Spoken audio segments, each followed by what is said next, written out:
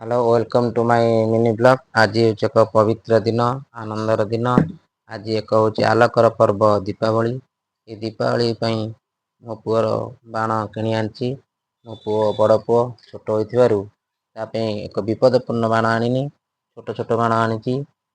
ଏଇଟା ଆଣିଛି ରିଲ୍ ବାଣ, ଟିକିଲି ବାଣ, ଏଇଟା ଆମର ରସୁଣ ବାଣ, ଝୁର୍ଝୁରି ବାଣ, ନଣ୍ଡି ବାଣ, ଚକ୍ରି ବାଣ, ସାପ ବାଣ, ଧପଧପି, ଗୋଟେ ବନ୍ଧୁକ ଆଣିଛି।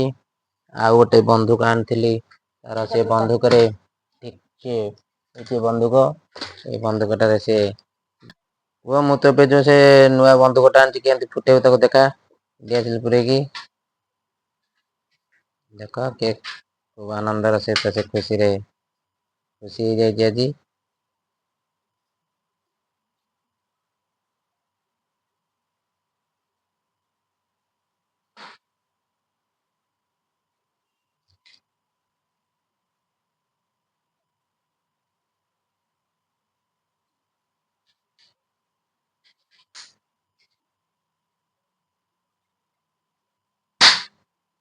ଦେଖିଲା ସେ ଖୁବ୍ ସୁନ୍ଦର ସହିତ ଫୁଟେଇ ଦେଲା।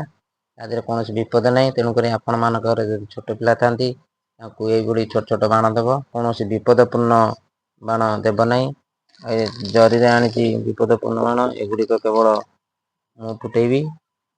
ଆଉ ମୋର ଛୋଟ ପୁଅ ଶୋଇଛି, ସେ ଉଠିଲେ ତା ଭାଇ ସାଙ୍ଗରେ ବାଣ ଫୁଟେଇବ, ଛୋଟ ବାଣ। ବାଣ ଫୁଟାଇବାର ମଧ୍ୟ ସମୟ ସରକାର ନିର୍ଘଣ୍ଟ କରିଛନ୍ତି। ସନ୍ଧ୍ୟା 7ଟାରୁ 9ଟା ଭିତରେ ବାଣ ଫୁଟାଇବ।